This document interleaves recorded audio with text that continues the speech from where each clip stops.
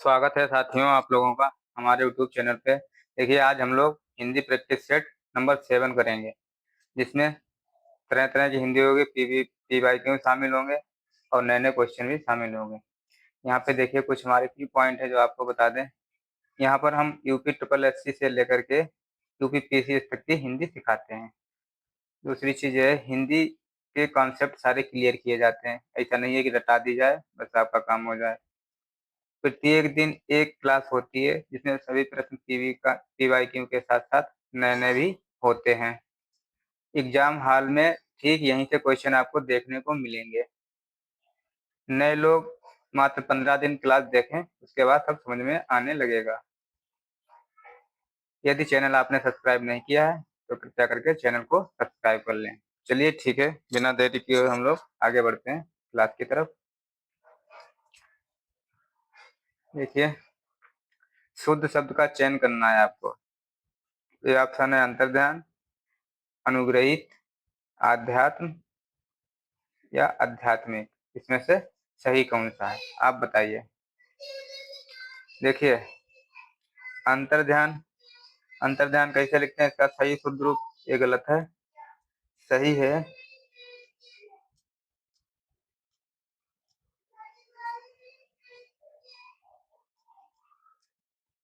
अंतर्ध्यान।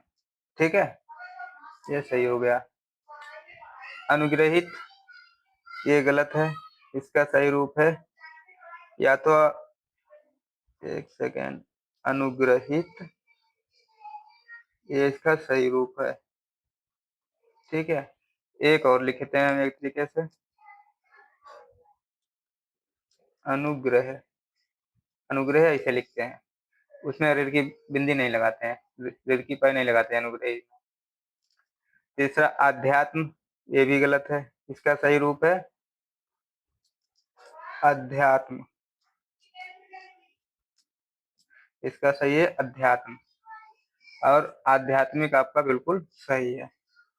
आध्यात्मिक कैसे बना देखिए बताते हैं आपको। देखिए, अध्यात्म में इक जोड़ते हैं, तब इक जो है पहले वाली मात्रा को बड़ा कर देता है। ये बनेगा जाके आपका आध्यात्मिक।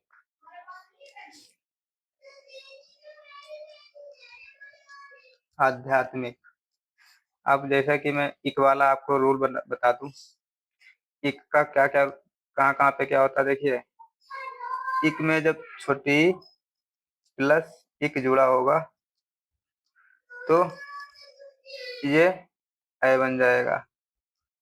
इधर इतिहास में इक जोड़ोगे तो ऐतिहासिक बन जाएगा।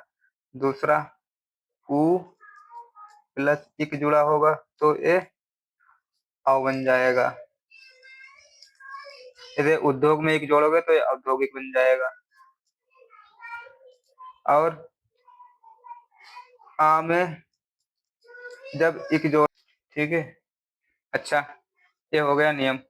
तो उसी से आपका अध्यात्म से आध्यात्मिक बना हुआ है। चलिए आगे चलते हैं हम लोग, नेक्स्ट क्वेश्चन देखते हैं। बताइए अगला क्वेश्चन का। अनंत का अनेकार्थी नहीं है। बताइए अनंत का अनेकार्थी क्या नहीं है। अनंत कैसे बना है, देखिए, अन में हलंत प्लस अंत, ये बना है अनंत। ये बना है अनंत, जिसका मतलब अंत नहीं है, मतलब किसी का अंत ही नहीं है, अनंत तक जा रही है। तो इसका सही क्या होगा, देखिए, अंतहीन तो बिल्कुल ठीक है, विष्णु भी ठीक है, शेषनाग जी भी बिल्कुल ठीक है। शेषनाग जी के साथ साथ लक्ष्मण और बलराम, इनका भी अनंत का ही होता है। ये सभी सही है, गरुण नहीं है, ये गलत है। ठीक है, आगे बढ़ते हैं हम लोग। एक वाक्य में मुहावरे का अशुद्ध प्रयोग हुआ है। अशुद्ध प्रयोग आपको बताना है, जो गलत प्रयोग हुआ है मुहावरा। देखिए, भूख के मारे पेट में चूहे कूद रहे हैं। कृतघ्न व्यक्ति तोते की तरह आंख फेर लेता है। भीगी बिल्ली बने रहने से कोई काम नहीं होगा, हिम्मत दिखाओ। या उसके ऊपर दिन दूनी रात चौगुनी मुसीबत आ गई। इसमें से गलत कहाँ पे यूज हुआ है? देखिए, ये ऑप्शन देखिए, भूख के मारे पेट में चूहे कूद रहे हैं, ये बिल्कुल सही है। ठीक। और कृतघ्न व्यक्ति तोते की तरह आंख फेर लेता है। कृतघ्न किसे कहते हैं? कृतघ्न किसे कहते हैं? कृतघ्न उसे कहते हैं जो एहसान ना माने। एहसान फरामोश। एहसान फरामोश। जैसे आप किसी पे कोई एहसान कर दो और वो एहसान को माने भी ना, तो उसे एहसान फरामोश कहते हैं। और ये कृतज्ञ होता है। एक कृतज्ञ होता है। इससे क्या होता है? जो एहसान माने, जो एहसान माने उसे कृतज्ञ कहते हैं। तो आप ये दो वर्ड याद रखना, एक तो कृतज्ञ, एक कृतज्ञ और एक कृतज्ञ। कृतज्ञ होता है जो एहसान ना माने, और कृतज्ञ जो एहसान माने। ठीक है। अच्छा, क्वेश्चन पे चलते हैं हम लोग। सी ऑप्शन, भीगी बिल्ली बने रहने से कोई काम नहीं होगा, हिम्मत दिखाओ। बिल्कुल सही है, कायर होने से कुछ नहीं होगा। अच्छा, ये डी ऑप्शन देखिए, उसके ऊपर दिन दूनी रात चौगुनी मुसीबत आ गई, ये गलत है। क्यों? मुहावरा तो सही है, ये मुसीबत की जगह पे यहाँ पे समृद्ध होता या बढ़ोतरी का होता। जब समृद्धि होती है या बढ़ोतरी होती है, जब आदमी अपने आप में फल फूलता है, तब कहते हैं वो उसके वो दिन दुगनी रात चौगुनी फल फूल रहा है, या फल फूल उसके बढ़ोतरी हो रही है उसकी। मुसीबत के ये निगेटिव भाव दे रहा है, ये गलत है। यहाँ पे समृद्धि या बढ़ोतरी का कुछ पॉजिटिव सेंस देना चाहिए था। चलिए अब आगे देखते हैं हम लोग। ऋण मुक्त से ऋण मुक्त में कौन सा समास है? बताइए। इसमें करण तत्पुरुष है, या अपादान, या अधिकरण, या संप्रदान? बताइए कौन सा समास में है। अब देखिए, करण तत्पुरुष में क्या होता है? करण तत्पुरुष कब यूज करते हैं हम लोग? जब साधन, जैसे जब साधन के रूप में करण का कारक चिन्ह होता है से। ठीक। अब कहते हैं उसे रावण ने राम ने रावण को तीर से मारा। रावण को तीर से मारा। तीर से मारा। ठीक। तो यहाँ पे साधन क्या है? तीर से। कैसे? तीर से। तो यहाँ पे ये करण करण था यहाँ पे। तो यहाँ पे ऋण मुक्त है। अब अपादान या संप्रदान में क्या हो? संप्रदान में देखो क्या है, ये भी नहीं होगा। संप्रदान क्या होता है? संप्रदान जब कोई चीज किसी को दी जाती है, जैसे उसने राजा ने भिक्षु को कंबल दिया, तो इसमें जिसको फायदा होता है, भिक्षु को फायदा हो ना। भिक्षु को कंबल दिया, कंबल दिया भिक्षु को। तो यहाँ पे भिक्षु जो है ये संप्रदान है, तो ये गलत हो गया। ठीक। अधिकरण में क्या होता है? जहाँ पे में या पर लगा होता है स्थान के लिए, जैसे वो पहाड़ पर गया। ठीक है, तो यहाँ पे अधिकरण हो जाता है। अपादान यहाँ पे बिल्कुल आपका सही होगा। अब ऋण मुक्त का अपादान से मैं आपको एक व्याख्या कर देता हूँ। देखिए, शब्द है ऋण मुक्त।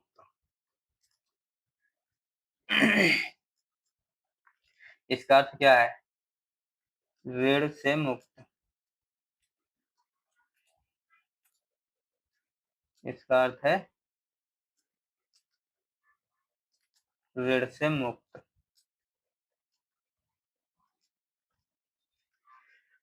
अपादान कहाँ कहाँ पे आता है? मैंने हर बार आपको बताया, इस बार भी बता रहा हूँ। अपादान का यूज, नंबर एक, भय जहाँ पे लग रहा हो। नंबर दो, तुलना की जा रही हो,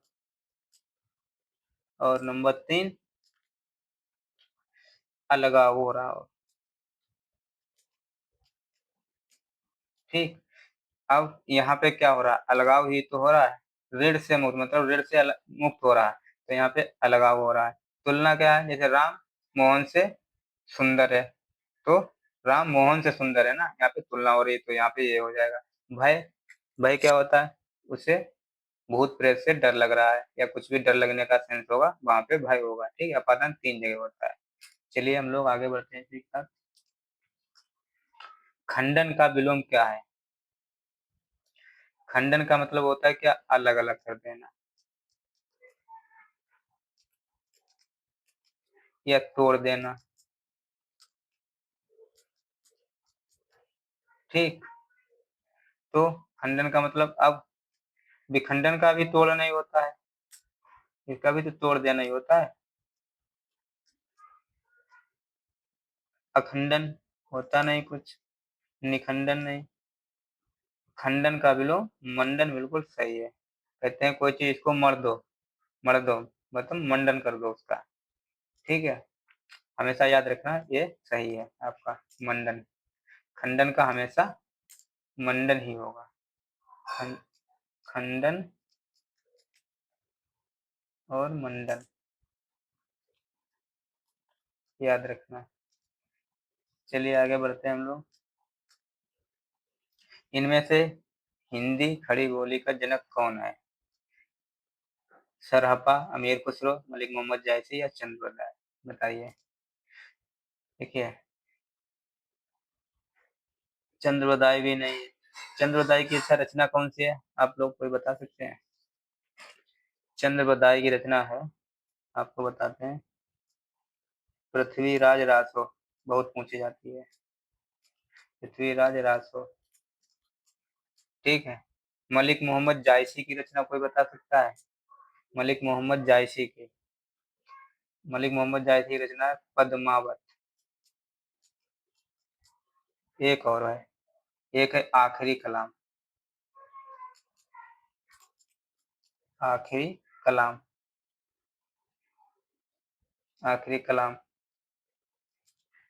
ठीक, अब खड़ी बोली के जनक कौन है? अमीर खुसरो, बिल्कुल सही है। अमीर खुसरो की एक रचना भी बता दीजिए आप लोग। अमीर खुसरो की कोई एक रचना बताइए। अमीर खुसरो की प्रसिद्ध रचना तुगलकनामा। तुगलकनामा हमेशा पूछी जाती है। ठीक है, चलिए आगे बढ़ते हैं हम लोग। निश्चयवाचक सर्वनाम कौन सा है? देखिए, अब सर्वनाम कितने होते हैं, सबसे पहले बताइए। सर्वनाम के भेद कितने होते हैं? 6। कौन कौन से सर्वनाम के भेद कौन कौन से होते हैं? देखिए,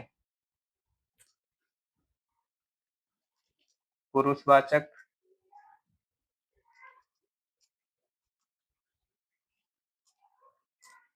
निजवाचक,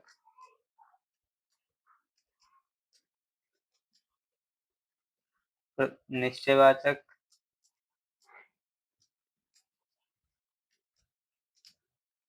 निश्चयवाचक, अनिश्चयवाचक, अनिश्चयवाचक और पुरुषवाचक। तो हो गया प्रश्नवाचक, और एक और बचा है संबंधवाचक। संबंधवाचक, ये टोटल 6 सर्वनाम हो गए। ठीक है, इसको याद करिएगा। अब चलते हैं अपने पीछे क्वेश्चन पे। निश्चयवाचक सर्वनाम क्या होता है? निश्चयवाचक सर्वनाम क्या होता है, जिसमें कोई चीज निश्चित होती है, और अनिश्चय में कोई निश्चय नहीं होता। जैसे यह है, अनिश्चय में क्या होगा, यह हो गया, नहीं, यह तो निश्चयवाचक में, यह है निश्चयवाचक का, पहले आप आंसर नोट कर लीजिए, निश्चयवाचक का यह है। ठीक है, कौन कौन है अनिश्चयवाचक, इसका कोई क्लियर नहीं बता रहा कौन है, कुछ भी अनिश्चयवाचक है, ये भी अनिश्चयवाचक है। चलिए आगे बढ़ते हैं हम लोग। योग रूढ़ शब्द कौन सा है? योग रूढ़ शब्द कौन सा है, बताइए। देखिए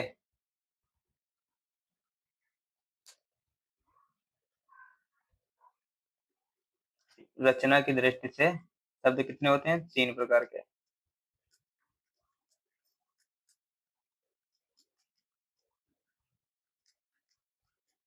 कितने प्रकार के होते हैं शब्द, 3 प्रकार के। कौन कौन से? एक होता है रूढ़, दूसरा होता है योग रूढ़, और तीसरा होता है यौगिक। अब रूढ़ कौन से होते हैं? रूढ़ वो होते हैं जो एक साथ रहते हैं तो उनका अर्थ होता है, मगर अलग अलग करने पे उनका अर्थ कुछ नहीं होता। जैसे कल है, कल रूढ़ है, और उनको जब अलग अलग कर दोगे का और ला,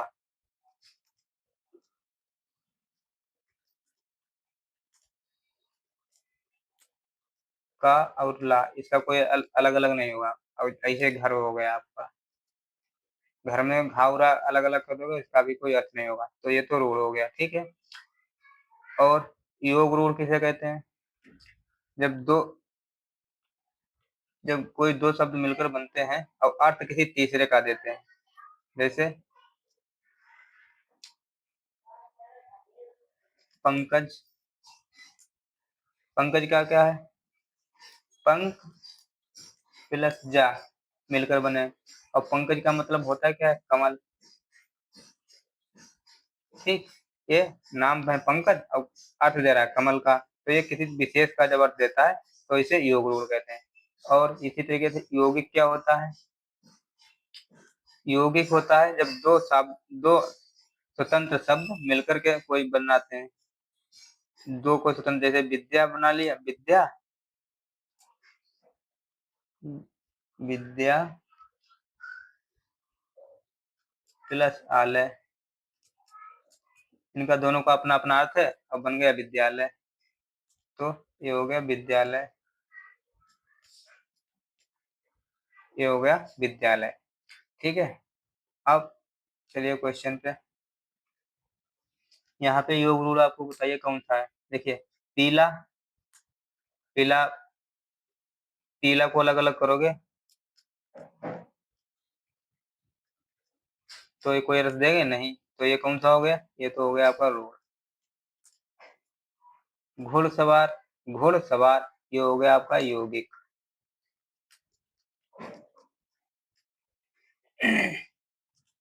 नाक, नाक को ना और प्लस का बनाओगे, कोई अर्थ देगा नहीं देगा, तो भी ये भी हो गया रूढ़। जलज, जलज का मतलब जल में, और जात जन्म लेने वाला, जल में जन्म लेना क्या होता है, कमल। ये किसी तीसरे का अर्थ दे रहा है, तो ये आपका बिल्कुल सही आंसर होगा। चलिए देखते हैं आगे। निम्नलिखित में से कौन सा उपसर्ग रहित शब्द है, उपसर्ग जिसमें नहीं है वो आपको चुनना है। देखिए सुयोग, विदेश, अत्यधिक या सुरेश, कौन सा इसमें सही है। देखिए रही बात सुरेश की, सुरेश की हम लोग देखते हैं। सुरेश की नहीं, सुयोग कैसे बना, सु प्लस योग से, तो ये तो सुयोग बना। ये विदेश कैसे बना है, बी प्लस देश, ठीक। अत्यधिक कैसे बना है, अति प्लस अधिक, और ये बना। और बचा ये सुरेश, सुरेश कैसे बना है, सुर प्लस ईश, यानी कि इंद्र।